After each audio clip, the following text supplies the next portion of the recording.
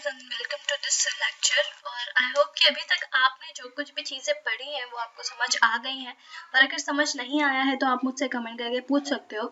और एक और चीज़ मैं बता दूं आपको कि ये जो लेक्चर है ये पहले भी वीडियोस में मैंने बताया था आपको कि ये आपका क्रैश कोर्स है। तो अगर आप एकेडमिक्स के लिए सोच रहे हो इसको, तो आप एकेडमिक्स के लिए इसको प्रेफर नहीं कर सकते। ये क्रैश कोर्स है जो आपके एग्ज़ाम के लिए, जैसे आप जेई नीट इन एग्ज़ाम्स के लिए इम्पॉर्टेंट होगा, राइट। तो आइसोमेरिज्म पढ़ रहे थे हम और हमने सब कुछ पढ़ लिया था, बस हमारा एक चीज़ बचा रह गया था, और वो क्या है? Geometrical isomerism. ये सारी चीज़ें हैं आपने पहले ही पढ़ ली हुई हैं। तो अब बात करेंगे आज हम ज्योमेट्रिकल आइसोमेरिज्म की। सॉरी, ऑप्टिकल बचा हुआ था, right. Optical isomerism, optical isomerism. Geometrical तो हमने पहले ही कर लिया है। तो बात करते हैं ऑप्टिकल की। ओके, ऑप्टिकल की बात करते हैं। तो कहता है कि देखो क्या है, हम किसी प्लेन पोलराइज्ड लाइट को किसी सैंपल के थ्रू पास करते हैं, और सैंपल में क्या होता है, कोई प्लेन ऑफ सिमेट्री होती है। तो ये जो वाइब्रेशन है, लाइट के वाइब्रेशन है, वो या तो लेफ्ट घूम जाते हैं या तो राइट घूम जाते हैं। तो इसे ही आप क्या कहते हैं? ऑप्टिकल आइसोमेरिज्म, ठीक। हमें पता कैसे चलेगा? हम उसके पीछे जो भी हमारा सब्सटेंस है जिसके थ्रू हम पास करा रहे हैं, जो भी हमारा सैंपल है, उसके पीछे स्क्रीन लगाएंगे और स्क्रीन लगा के ऑब्जर्व करते हैं कि कोई मॉलिक्यूल उसको डेविएट करे तो ऑप्टिकली एक्टिव होगा वो मॉलिक्यूल, और अगर लाइट वैसे ही निकल जाए, उसमें कोई भी डेविएशन नहीं हो उसके वाइब्रेशन में, तो वो क्या होगा? Optically inactive. जैसे अगर मैं बात करूँ लाइट की, तो अगर ये लाइट है तो इसके जो वाइब्रेशंस हैं वो कई सारे डायरेक्शंस में होते हैं, कई सारे डायरेक्शन में होते हैं। तो हम ये सारा डायरेक्शन हटा के सिर्फ एक डायरेक्शन लें, और इस लाइट को अगर हम पास कराएं तो इसे ही आप क्या कहते हैं? प्लेन पोलराइज्ड लाइट कहते हैं, ठीक है। और फिर अगर कोई सैंपल इस वाइब्रेशन को लेफ्ट या राइट डेविएट कर दे तो उसे आप क्या बोलेंगे? Optically active substance. और अगर लाइट बिना डेविएशन के निकल जाए तो आप क्या बोलेंगे? ऑप्टिकली इनएक्टिव, ठीक है। तो ये तो बात हो गई प्रैक्टिकल यानी एक्सपेरिमेंटल बेसिस पे, कि एक्सपेरिमेंटल बेसिस पे ऐसी ऐसी चीजें होती हैं। पहले इसको लिख लेते हैं। Plane polarized light is passed through sample। किसी सैंपल से हमने प्लेन पोलराइज्ड लाइट को पास कराया, ठीक है। तो अब इसमें दो केसेस बनेंगे, या तो डेविएशन होगा या तो डेविएशन नहीं होगा। तो अगर हम कहते हैं नो डेविएशन, डेविएशन नहीं हुआ पाथ में, तो ये क्या हो जाएगा? ऑप्टिकली इनएक्टिव हो जाएगा, और इसकी कहानी यहाँ पे खत्म हो जाती है। अगर डेविएशन हो गया, डेविएशन हो गया तो आप इसे क्या कहेंगे? ऑप्टिकली एक्टिव सब्सटेंस कहेंगे, ऑप्टिकली एक्टिव सब्सटेंस कहेंगे, ठीक है। अब बात आती है कि लेफ्ट घुमाए और राइट घुमाए। तो अगर राइट घुमाता है तो आप उसको डी या प्लस से डिनोट करते हैं, और आप इसे बोलेंगे डेक्स्ट्रो रोटेटरी, डेक्स्ट्रो रोटेटरी। और अगर लेफ्ट घुमाता है तो आप इसे एल या माइनस से डिनोट करेंगे, और इसे आप क्या बोलेंगे? Levorotatory. तो दो टाइप के हो जाएंगे आपके ऑप्टिकली एक्टिव सब्सटेंस, एक तो डेक्स्ट्रो रोटेटरी और एक लीवो रोटेटरी। और जिस एंगल से, यानी जिस थीटा एंगल से ये जो लाइट है वो घूमेगी, इसे आप क्या कहेंगे? Angle of. तो ये जो हमने बातें करी, ये बात क्या होती है? एक्सपेरिमेंटल अप्रोच की, कि एक्सपेरिमेंट करके हम देखेंगे तो हमें ऐसी ऐसी चीजें मिलेंगी। लेकिन अब आप एग्जाम में आपको एक्सपेरिमेंट करने के लिए तो मिलेगा नहीं, तो आपको क्या करना पड़ेगा? लॉजिकल अप्रोच लगाना पड़ेगा। तो हम बात करेंगे अब लॉजिकल अप्रोच की। चलो, लॉजिकल अप्रोच। तो क्यों होगा कोई ऑप्टिकली एक्टिव और क्यों कोई ऑप्टिकली एक्टिव नहीं होगा सब्सटेंस? व्हाई? इसके लिए आपको दो चीज़ें मिलेंगी। पहला होता है सिमेट्रिकल, आपका सब्सटेंस जो भी आपने लिया हुआ है, जो भी सैंपल लिया है वो सिमेट्रिकल है। और एक चीज़ आती है आपकी अनसिमेट्रिकल, कि जो भी आपने सब्सटेंस लिया है वो क्या है, अनसिमेट्रिकल है। तो अगर सिमेट्रिकल है तब तो ये क्या होगा, ऑप्टिकली इनएक्टिव होगा, राइट, ऑप्टिकली इनएक्टिव होगा। लेकिन अगर अनसिमेट्रिकल है तो ये क्या होगा, ऑप्टिकली एक्टिव सब्सटेंस होगा, राइट। तो आप इस तरीके से देखेंगे, आप सिमेट्री का पता लगाएंगे। तो ये जो अनसिमेट्रिकल है और सिमेट्रिकल है, इसका पता लगाने के लिए हमारे पास कुछ टूल्स होते हैं। क्या टूल्स होते हैं वो देखिए, tools to get symmetry. Symmetry का पता लगाने के लिए आपके पास कुछ टूल्स हैं। वो क्या टूल्स हैं हम ये देखेंगे। तो देखो, सबसे पहले तो हम बात करेंगे elements of symmetry. Elements of symmetry की बात करते हैं हम। एलिमेंट्स ऑफ सिमेट्री में हम तीन चीजें देखते हैं। सबसे पहली चीज क्या होती है, plane of symmetry. Plane of symmetry. दूसरी चीज हम क्या देखते हैं, centre of symmetry. Centre of symmetry. और थर्ड चीज आप क्या देखते हैं, alternate axis of symmetry. Alternate axis of symmetry. आपने एक्सिस ऑफ सिमेट्री पढ़ी होगी, लेकिन यहाँ पे हम अल्टरनेट एक्सिस ऑफ सिमेट्री की बात करेंगे। तो प्लेन ऑफ सिमेट्री यानी POS, सेंटर ऑफ सिमेट्री यानी COS, और अल्टरनेट एक्सिस ऑफ सिमेट्री यानी AAOS। ये तीन चीजें हम पता करेंगे, ठीक है। एक चीज होती है क्या, एक्सिस ऑफ सिमेट्री, जो मैंने आपको बताया। एक्सिस ऑफ सिमेट्री ये आपने पढ़ी होगी, लेकिन इसका कोई भी कनेक्शन नहीं है सिमेट्री का पता लगाने में, यानी ऑप्टिकल इनएक्टिविटी से इसका कोई भी कनेक्शन नहीं है, right, nothing to do with optical activity. तो और दूसरी चीज आपकी क्या आती है, कायरल सेंटर, कि कायरल सेंटर का पता लगा लो तो आपको पता चल जाएगा। तो सबसे पहले हम बात करते हैं प्लेन ऑफ सिमेट्री की। तो प्लेन ऑफ सिमेट्री की अगर बात करें, तो अगर आप बॉडी को सेंटर से काट दो तो जो दोनों पार्ट्स निकले वो सेम है, ठीक, जो दोनों पार्ट्स निकले वो सेम रहे, इसे आप क्या कहेंगे, इसे आप कहेंगे सेंटर प्लेन ऑफ सिमेट्री। जैसे जैसे मैंने बोला ए को काट दो, ए को आपने बीच से काट दिया, दोनों पार्ट सेम। बी को काट दो, बी को काट दिया, दोनों पार्ट सेम। सी को काट दो, सी को काट दिया, दोनों पार्ट सेम, इस तरीके से। लेकिन अगर मैंने आपसे कहा आर को काट दो, आर को ना ऐसे काट सकते हो ना ऐसे काट सकते हो, पार्ट सेम आपके नहीं हुए, राइट, पार्ट सेम आपके नहीं हुए। अच्छा, एक एग्जाम्पल लो, जैसे C double bond C F Cl, अगला आता है I और Br। अगर हम इसकी बात करें तो इसमें प्लेन ऑफ सिमेट्री है या नहीं, तो इसको आप ऐसे काटेंगे तो भी नहीं हो पाएगा, ऐसे काटेंगे तो भी नहीं हो पाएगा, यानी आप ऐसे भी नहीं काट सकते, ऐसे भी नहीं काट सकते। अब एक हमारे पास तरीका है कि यहाँ पे आप इसको रखो अपना चाकू, ठीक, और इसको इस तरफ ले जाओ। तो जब आप इसको इस तरफ ले जाओगे तो ये जो F है ये एक ऊपर का साइड कटेगा और एक पीछे का साइड कटेगा। इस तरीके से आप सबको आगे की साइड और पीछे के साइड काटते हुए यहाँ से पास कराओगे और यहाँ तक आओगे तो ये दो पार्ट्स में डिवाइड हो जाएगा।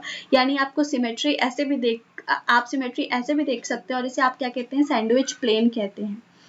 तो ये अगर अब वीडियो के थ्रू ये समझाना थोड़ा मुश्किल है, अगर प्रैक्टिकली होता तो वो आप आसानी समझ जाते। जैसे सैंडविच होती है, ब्रेड, एक ब्रेड हमने ऊपर लगाया और इसके ऊपर हमने दूसरा ब्रेड लगा दिया, ठीक। अब इन दोनों ब्रेड के बीच से चाकू निकाल, तो इसे ही आप क्या कहते हैं, सैंडविच प्लेन। कायरल की बात करते हैं, तो कायरल किससे बनता है, CHIR।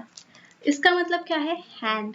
और जो हमारा हैंड होता है ये क्या होता है, अनसिमेट्रिकल। तो इनके कहने का मतलब है कि अगर कायरल कहीं भी आ जाए तो आप वहाँ पे सिमेट्री नहीं ढूंढ पाएंगे, लेकिन ऐसा होता नहीं है। तो देखो क्या है कि आपका हाथ जो है वो अनसिमेट्रिकल है। कैसे? ये आपने बना लिया हाथ, ये हो गया आपका हाथ। अब इसको कहीं से भी काट लो, इधर से काट लो, इधर से काट लो, सिमेट्री नहीं मिलेगी। और अगर सैंडविच प्लेन से भी काटते हो तो भी सिमेट्री नहीं मिलेगी। क्यों? क्योंकि एक तरफ तो नाखून होंगे और दूसरी तरफ आपके नाखून नहीं होंगे। तो इस हिसाब से हाथ जो है वो आपका परफेक्ट एग्जाम्पल है अनसिमेट्रिकल का, राइट। चलो अब कुछ एग्जाम्पल्स लेते हैं हम। जैसे कार्बन के साथ हमने लगा दिया H, एक टेट्राहेड्रल स्ट्रक्चर बना लो, H, H और H। तो कार्बन के साथ हमने H लगा दिया, इसको कहीं से भी काट लो, यहाँ पे क्या आ जाएगी? प्लेन ऑफ सिमेट्री मिल जाएगी, प्लेन ऑफ सिमेट्री है। चलो आगे देखो, हमने क्या किया? कार्बन लिया और एक जगह इसके हमने लगा दिया Cl और बाकी जगहों पे क्या है? H है। अब क्या करो कि यहाँ ऐसे काटो, ये Cl को जो है आगे पकड़ो, Cl को अपनी साइड रखो और H और Cl को बीच से करते हुए ऐसे यहाँ पे अपना चाकू लगाओ और इसको ऐसे ही काटते हुए निकल जाओ। तो H आधा हो जाएगा, Cl आधा हो जाएगा, एक तरफ एक H आएगा, दूसरी तरफ दूसरा H आएगा। तो यहाँ पे भी क्या है? प्लेन ऑफ सिमेट्री है। अगली बात करते हैं, इसमें क्या करो, C लो, H, एक जगह क्या लगाओ? Cl, एक जगह क्या लगाओ? F और दूसरी जगह क्या लगाओ? H लगा लो। तो अब सेम काम करो, यहाँ और यहाँ ऐसे चाकू रखो और इसको काटते हुए निकल जाओ। Cl आधा हो जाएगा, F आधा हो जाएगा, एक तरफ H आएगा, एक तरफ H आएगा, राइट। तो इस हिसाब से भी आप देखें तो यहाँ पे भी क्या है? प्लेन ऑफ सिमेट्री है, राइट। अगला देखें अगर आप, तो C के साथ हमने एक जगह क्या लगा दिया? H लगा दिया और दूसरी जगह हमने लगा दिया Cl, एक जगह हमने लगा दिया F और एक जगह हमने क्या लगा दिया? Br। अब यहाँ आप कैसे भी काट लो, प्लेन ऑफ सिमेट्री नहीं मिलेगी, यानी ये क्या हो जाएगा? कायरल हो जाएगा, ठीक है। तो इस हिसाब से आप प्लेन ऑफ सिमेट्री और ये सारी चीजें आप देख लेंगे। अच्छा एक और एग्जाम्पल देखो, ये बना दिया हमने कंपाउंड, यहाँ लगा दो CH3, H, OH, यहाँ पे भी H, OH और ये क्या? CH3। इसकी बात अगर करें तो ये क्या है? कायरल सेंटर है, क्योंकि इसके चारों तरफ जो है, चारों जो वैलेंसी है वो अलग अलग है, तो इसको आप क्या कहेंगे? कायरल सेंटर कहेंगे। और अगर इसकी बात करें तो ये भी क्या है? कायरल सेंटर है, क्योंकि इसकी भी चारों वैलेंसी अलग अलग है। इसको लेकिन हम काट सकते हैं, इसको हमने काट दिया तो ये क्या आ गई? हमारी प्लेन ऑफ सिमेट्री यहाँ से हमें मिल गई। तो इस हिसाब से आप प्लेन ऑफ सिमेट्री और सेंटर ऑफ सिमेट्री देख लेंगे, राइट। अब बात आती है कि अल्टरनेट एक्सिस ऑफ सिमेट्री। तो अगर हम एक्सिस ऑफ सिमेट्री की बात करें, एक्सिस ऑफ सिमेट्री की अगर हम बात करें, राइट, तो एक्सिस ऑफ सिमेट्री क्या है कि कोई बॉडी है, उसको घुमा दो और घुमाने के बाद अगर वही चीज सेम आ जाए तो वहां पे क्या है? Axis of symmetry. जैसे ह्यूमन बॉडी है, ह्यूमन बॉडी को तुमने घुमाया 360 डिग्री, वापस से वो सेम पोजीशन में आ जाएगा, यानी इसमें एक्सिस ऑफ सिमेट्री है। इस तरीके से आप कोई भी ऐसी चीज ले लें और आप उसको 360 घुमा दे तो वापस से यहाँ पे आपको मिल जाएगा एक्सिस ऑफ सिमेट्री। लेकिन वास्तव में ऐसा नहीं होता है कि सभी जो आपके कंपाउंड्स हो वो ऑप्टिकली एक्टिव हो, इसीलिए एक्सिस ऑफ सिमेट्री को हम कभी काउंट नहीं करते हैं। तो एक्सिस ऑफ सिमेट्री हम कभी काउंट नहीं करेंगे। इसकी जगह पे हम क्या काउंट करते हैं? Alternate axis of symmetry.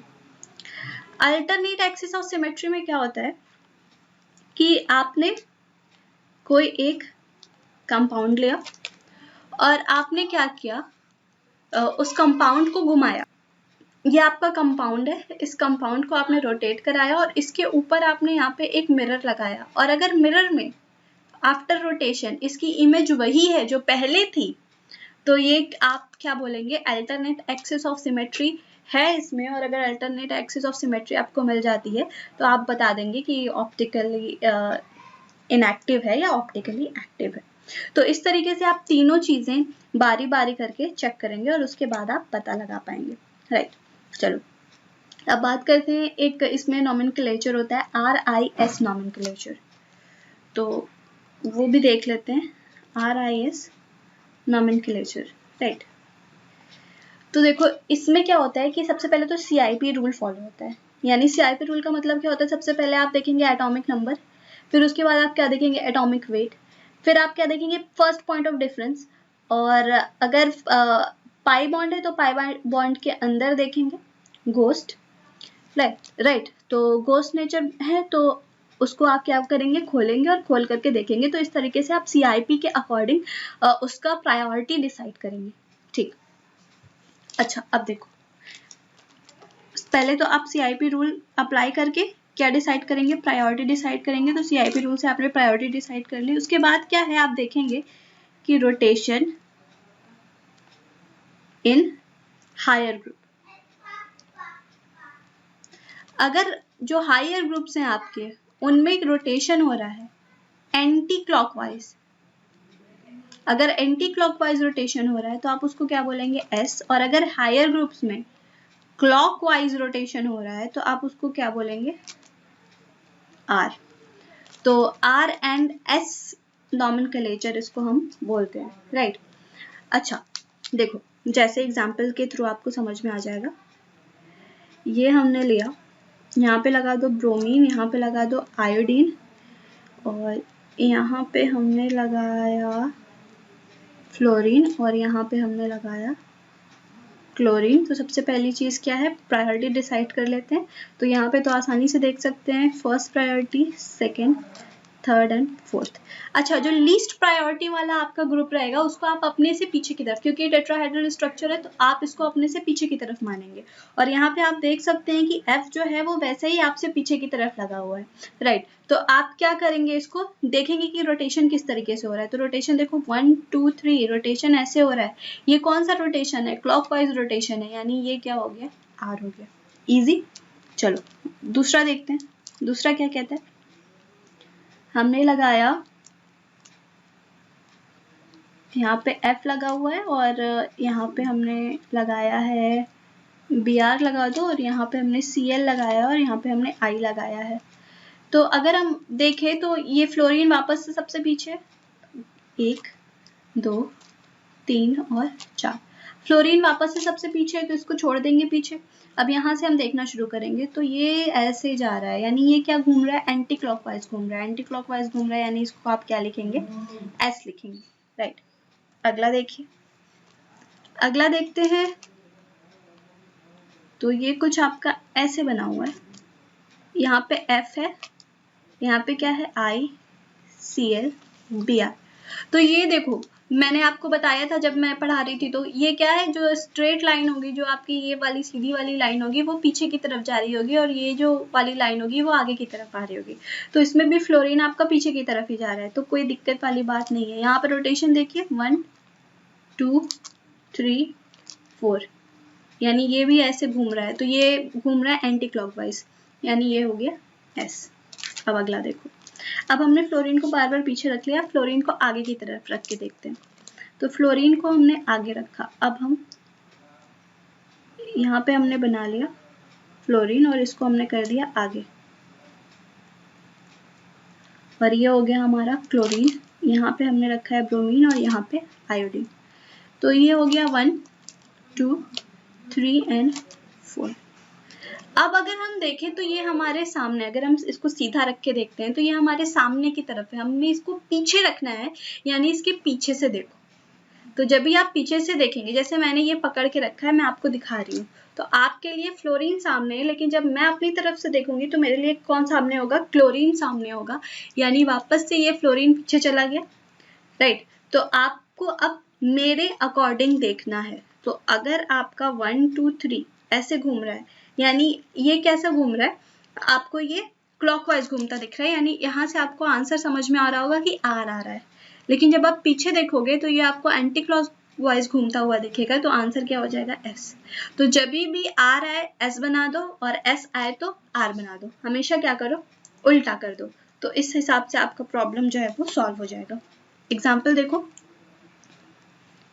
यहाँ पे हमने लगा दिया आयोडीन, क्लोरीन, यहाँ पे फ्लोरीन लगा दो और यहाँ पे ब्रोमीन लगा दो, तो ये बन गया 1 2 3 and 4, राइट। अच्छा, ये कैसे घूम रहा है, एंटी क्लॉकवाइज घूम रहा है। एंटी क्लॉकवाइज घूम रहा है यानी S आना चाहिए था, लेकिन इसको हम क्या देखेंगे, उल्टा देखेंगे, मतलब पीछे से देखेंगे, तो S का क्या बना देंगे, R बना देंगे, तो ये क्या हो जाएगा, R हो जाएगा। ठीक है, इस तरीके से आप इसको सॉल्व करेंगे। और देखिए, यहाँ पे हमने दिया क्लोरीन, यहाँ पे हमने दिया ब्रोमीन और यहाँ पे दिया आयोडीन। जब भी ऐसा केस बने कि ना तो क्लोरीन आपका आगे ना तो आपका प्रायोरिटी देख लो, पहले 1 2 3 4 प्रायोरिटी दे दी। अब देखो लोएस्ट प्रायोरिटी ग्रुप ना तो पीछे जा रही है ना तो आगे आ रही है, ये कहाँ आ रही है, प्लेन में आ रही है। तो जब भी ऐसा केस बने कि प्लेन में आए, इन सबको प्लेन में ले आओ। इन सबको प्लेन में लाएंगे तो ये जो प्लेन वाली ग्रुप है जो पहले से प्लेन में है वो ऊपर आ जाएगी और नीचे बन जाएगी, ये एज इट इज हो गई। अब यहाँ देखो तो ये क्या बन जाएगा, जो आपके सामने की तरफ आ रहा है वो कहाँ है, ब्रोमीन इधर है, तो ब्रोमीन को आप इधर ले जाएंगे, यानी ब्रोमीन यहाँ आ जाएगी और बच गया आयोडीन, यहाँ लिख देंगे, राइट। प्रायोरिटी वही रहेगी 1 2 3 and 4। ठीक है, अभी इसको देखो कैसे घूम रहा है, एंटी क्लॉकवाइज घूम रहा है, तो ये क्या हो गया, S हो गया। जब भी ऐसा केस बने उसको प्लेन में ले आओ। एक और एग्जांपल देखो, यहाँ पे है फ्लोरीन, यहाँ पे है क्लोरीन और यहाँ पे आपको दिया है आयोडीन और यहाँ पे आपने रखा है क्या, ब्रोमीन। इसको प्लेन में ले आते हैं, प्लेन में ले आएंगे तो एक सिंगल लाइन बनाएंगे और प्लेन वाली जो है उसको वैसे ही लिख लेंगे। अब देखो आयोडीन कहाँ है, प्लेन से बाहर आ रही है, राइट, प्लेन से बाहर आ रही है। आयोडीन इस तरफ है तो आयोडीन को उसके ऑपोजिट लिखेंगे, यानी आयोडीन आपकी आ गई इधर और बचा हुआ ब्रोमीन यहाँ पे, यानी 1 2 3 and 4। कैसे घूम रहा है ये कैसे घूम रहा है, एंटी क्लॉकवाइज घूम रहा है। एंटी क्लॉकवाइज घूम रहा है यानी कि S हो गया, राइट। तो इस हिसाब से आप पता लगा लेंगे। एक और एग्जांपल देखें, हमने लिया COOH, यहाँ पे हमने रखा है HOH और यहाँ पे भी हमने रखा है H और OH। तो अब R और S पता करते हैं। सबसे पहले तो यहाँ पे ऑक्सीजन के साथ कनेक्टेड है, यानी ये इसको आप पहली प्रायोरिटी दे देंगे, राइट, पहली प्रायोरिटी इधर होगी। यहाँ देखो तो ये क्या है, C और C के दो बॉन्ड्स जुड़े हैं O और O के साथ, जबकि यहाँ इस वाले अगर यहाँ देखें तो यहाँ पे जो C है उसका एक बॉन्ड H के साथ जुड़ा है, दूसरा बॉन्ड O के साथ जुड़ा है, यानी सेकंड प्रायोरिटी आपको देनी होगी इससे, थर्ड प्रायोरिटी आएगी इधर और फोर्थ प्रायोरिटी आएगी इधर। अब अगर आप देखें तो ये कैसे घूम रहा है, S से, यानी एंटी क्लॉकवाइज। तो ये दिख तो रहा है आपको S, लेकिन होगा क्या, R, राइट, क्योंकि ये चार जो है वो प्लेन के पीछे नहीं जा रहा है। सेम चीज यहाँ देखेंगे तो फर्स्ट प्रायोरिटी इसको मिली, सेकंड प्रायोरिटी इसको मिली, थर्ड प्रायोरिटी ये ले गया, फोर्थ प्रायोरिटी इसकी, यानी ये घूम रहा है S से, यानी ये कैसे घूम रहा है, क्लॉकवाइज घूम रहा है, यानी होना चाहिए R, लेकिन हो जाएगा क्या, S, राइट। और देख लो कुछ, ये हमने बनाया, यहाँ पे हमने दिया COOH, सेम यहाँ पे भी दे दो COOH, यहाँ पे हमने दिया है OH और यहाँ दिया है H और यहाँ दिया है OH और यहाँ दिया है H। Priority 1 2 3 and 4। अगर इसकी बात करें तो ये क्या हो जाएगा, देखो कैसे घूम रहा है, 1 2 3, यानी ऐसे घूम रहा है, यानी एंटी क्लॉकवाइज तो होना चाहिए था S, लेकिन हो गया क्या, R।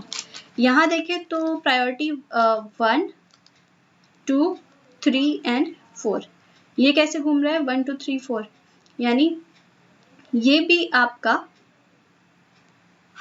ऐसे ही घूम रहा है, राइट, ये आपका ऐसे घूम रहा है, ये भी एंटी क्लॉकवाइज घूम रहा है, यानी S तो होना चाहिए था R, मतलब है S, हो जाएगा R। तो इन दोनों का हमने क्या निकाल लिया, R और R निकाल लिया, राइट। एक होमवर्क है, ये आप खुद से निकालेंगे और बताएंगे कि क्या आता है। यहाँ पे H लगा दो, यहाँ पे OH लगा दो, और यहाँ पे OH लगा दो, यहाँ पे H लगा दो। देखो क्या है, ये वाला देखो, ये वाला जो है इस वाले का ऑपोजिट है, यानी यहाँ पे अपोजिट आंसर आ जाएगा, और ये वाला इसका अपोजिट है यानी अपोजिट आंसर। तो ऐसे अपोजिट अपोजिट आंसर आ जाता है, ठीक है। तो इस तरीके से आपका जो आइसोमेरिज्म का कुछ चीज़ें जो हैं वो कंप्लीट हो गए। अब जो नेक्स्ट लेक्चर होगा उसमें हम एनेंशियोमर और diastereomers, meso compounds, racemic compound etcetera के बारे में पढ़ेंगे। तो मिलते हैं नेक्स्ट लेसन में, तब तक के लिए बाय बाय।